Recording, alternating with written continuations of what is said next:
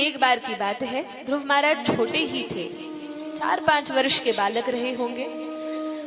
और ध्रुव जी की जो माता है सुनीति, तो उत्तानपाद महाराज सुनीति को अधिक प्रेम नहीं करते थे। विवाह तो किया था, लेकिन जब से सुरुचि से विवाह हुआ तो सुरुचि में इतने आसक्त हो गए कि उन्होंने सुनीति को तो एक तरह से त्याग ही दिया। वो क्या खाती है, कहाँ रहती है, कैसे उनका निर्वहन होता है, उससे उत्तानपाद महाराज को कोई फर्क नहीं पड़ता। वो सुनीति अपने अलग दासी के समान रहती, लेकिन तब भी कोई शिकायत नहीं करती कि ऐसे हैं उत्तानपाद महाराज, उन्होंने मुझे निकाल दिया और मेरा ध्यान नहीं रखते। नहीं, परम पतिव्रता नारी थी और अपने पुत्र ध्रुव का पालन पोषण करती थी।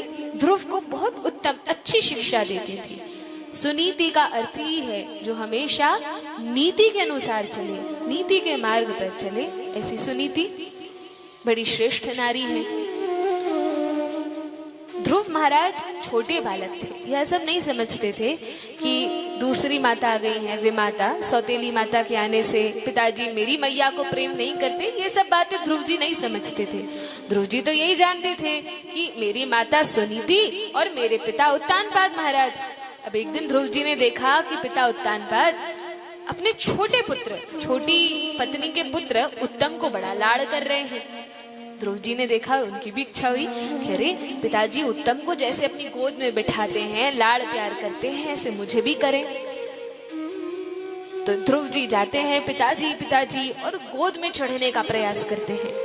उत्तानपाद महाराज थोड़ा डर के कि छोटी रानी सुरुचि ने, जो कि अपनी रुचि के अनुसार कार्य करती है, जिसे शास्त्रों से संतों से कोई मतलब नहीं है, यदि सुरुचि ने देख लिया कि ध्रुव को गोद में रखा है तो बड़ा क्रोध करेगी, लड़ाई झगड़ा करेगी, कलह करेगी। डरते डरते उत्तानपाद महाराज ने ध्रुव जी को गोद में चढ़ाने का प्रयास तो किया, पर इतने में सुरुचि आ गई और सुरुचि ने कहा महाराज गोद से उतारिए। ध्रुव को उतार दिया। ध्रुव महाराज को थोड़ा क्रोध आया, रोष आता है। ध्रुव जी कहते हैं कि पिताजी, छोटी माता के कहने पर आपने मुझे अपनी गोद से नीचे उतार दिया, बहुत दुख हुआ, बड़ा दुख हुआ। उत्तम तो गोद में बैठे हैं। तब सुरुचि से कहा कि माता, आप भी तो मेरी मैया हो, ऐसा क्यों करती हो मेरे साथ, क्यों मुझे मेरे पिता की गोद में नहीं बैठने देती। सुरुचि ने कहा, देखो ध्रुव, यदि तुम्हें अपने पिताजी की गोद में बैठना है तो तुम्हें मेरे गर्भ से जन्म लेना होगा। इसका अर्थ क्या था? इसका अर्थ क्या था? इसका अर्थ ये था कि तुम्हें मरना होगा और भगवान की इच्छा से यदि मेरे गर्भ से जन्म लोगे, अर्थात मेरा जो पुत्र होगा वही महाराज की गोद में बैठ सकता है, ये अर्थ था। ध्रुव जी सुनकर रोने लगे। छोटे बालक हैं, ऐसा कोई कहेगा तो कितना दुख होगा। ध्रुव जी रोने लगे और तब रोते रोते अपनी मैया सुनीति के पास गए। जब सारी बात बताई, सुनीति को बड़ा दुख तो लगा, पीड़ा तो हुई, लेकिन गलत शिक्षा नहीं दी कि अरे ऐसा कहा सुरुचि ने, चलो हम लड़ाई करते हैं। ऐसा नहीं किया सुनीति ने। क्या कहा? देखो बेटा, सबको अपने विगत कर्मों का फल भोगना पड़ता है। यदि हमारे साथ आज ऐसा व्यवहार हो रहा है तो हमें जो हमारे साथ गलत व्यवहार कर रहा है उसके प्रति ये नहीं सोचना चाहिए कि ये व्यक्ति बुरा है। हमें ये सोचना चाहिए कि हमने ऐसे कर्म किए होंगे जिसके कारण हमारे साथ ऐसा घट रहा है। तो देखो, पिछले जन्म में कभी हमने ऐसा किया होगा, लेकिन इस विपत्ति को स्वीकार कर लो और भगवान का भजन करो। ध्रुव जी ने कहा, नहीं मैया, ये सब तो ठीक है, लेकिन बताओ मैं ऐसा क्या करूं कि मैं अपने पिता की गोद में बैठ सकूं। सुनीति कहती है, अरे बालक, क्या छोटी सी बात पर इतना रोता है और इतनी अभिलाषा करता है? पिताजी की गोद में क्या?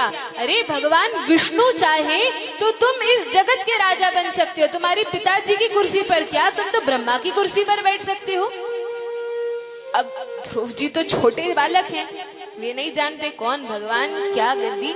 उन्होंने सुन लिया कि यदि भगवान विष्णु चाहे तो, मैया ने तो ऐसे ही कह दिया, सांत्वना देने में बोल गई कि भगवान चाहे तो ऐसा हो सकता है। अच्छा मैया, भगवान कौन है? सुनीति ने कहा, भगवान तो भगवान विष्णु है। अच्छा मैया भगवान कहाँ रहते हैं? मैं अभी उनके पास जाऊंगा और उनसे कहूंगा कि मेरे पिताजी की गोद में मुझे बैठाएं। मेरे पिताजी जिस गद्दी पर बैठकर इतने अभिमान में रहते हैं, उस गद्दी पर मुझे बैठाया जाए।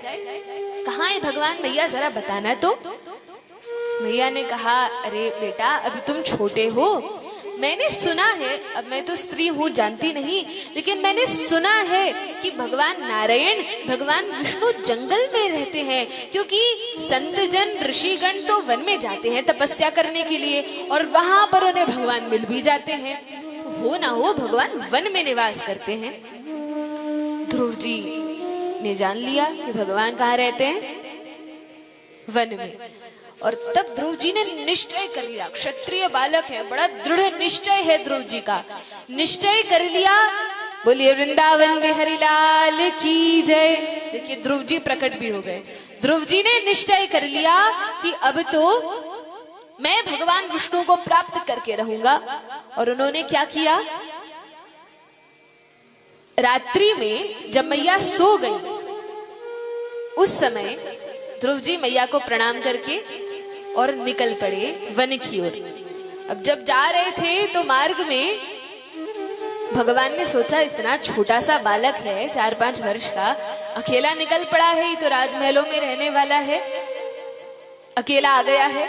अब वन में तो बड़े कंकड़ पत्थर सर्प इतने सारे जानवर होते हैं, कैसे रहेगा। तो भगवान ने नारद जी को भेजा। देखिए जब भगवान देखते हैं कि किसी जीव में दृढ़ निश्चय है उन्हें प्राप्त करने का, तब भगवान भी उस जीव की सहायता करते हैं। गुरु के रूप में भगवान किसी को भेजते हैं। नारद जी को भेजा। नारद जी ने पहले तो खूब परीक्षा ली, खूब परीक्षण किया कि अरे बेटा बाद में जब बड़े हो जाओ तब भगवान से मिल लेना, अभी कहाँ वन में जा रहे हो, वहां पे बहुत शेर होंगे। खूब डराने का प्रयास किया, पर ध्रुव जी नहीं डरे।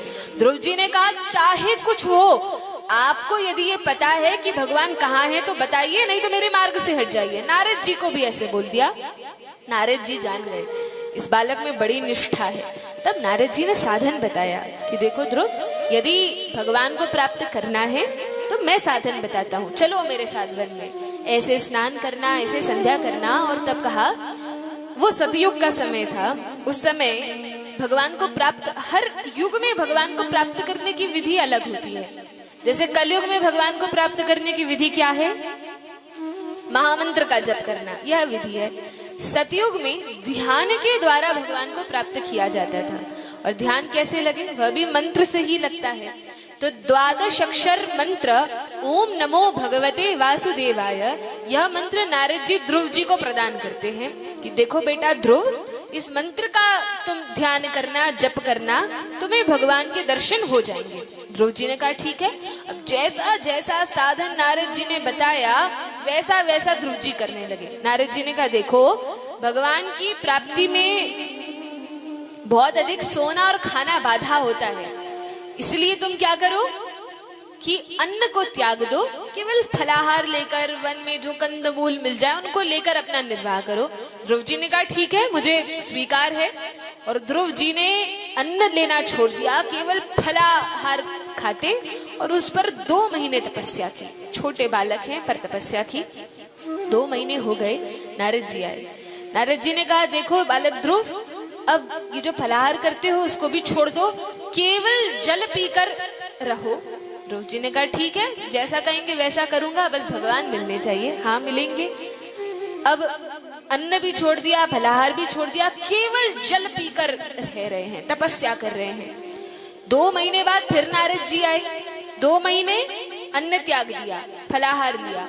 अगले 2 महीने फलाहार भी त्याग दिया, केवल जलपान किया। और फिर अगले 2 महीने नारद जी आए, कहा देखो बेटा, ये जल भी त्याग दो, अब केवल वायु का आहार करके तुम तपस्या करो।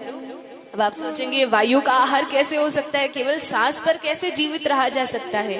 तो पहले के समय में ऐसी योग क्रियाएं हुआ करती थी, ऐसे योग आसन होते थे कि यदि सांस लेकर प्राणवायु में विशेष प्रकार का आसन बनाकर यदि बैठा जाए तो वह जो वायु है प्राणवायु में स्थित हो जाती थी और तब व्यक्ति कई दिनों तक, जितने दिन तक वो चाहे, बिना कुछ खाए और पिए आराम से रह सकता था, कोई दिक्कत नहीं होती थी।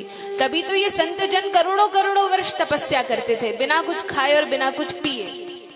तो वो नारद जी ने सिखा दिया और तब ध्रुव जी ने तपस्या की, बिना कुछ खाए, बिना कुछ पिए, बिना जल का एक बूंद भी लिए। और तब लक्ष्मी देवी को बड़ी दया आई, इतना छोटा सा बालक है 5 वर्ष का। ध्रुव जी चलकर यही मथुरा वृंदावन में आई थे तपस्या करने, उनकी तपस्थली है यह। तो लक्ष्मी जी ने देखा कि ये बालक इतनी तपस्या कर रहा है, भगवान से कहा, प्रभु इतने कठोर क्यों हो रहे हो, जाओ उस बालक को दर्शन तो दो।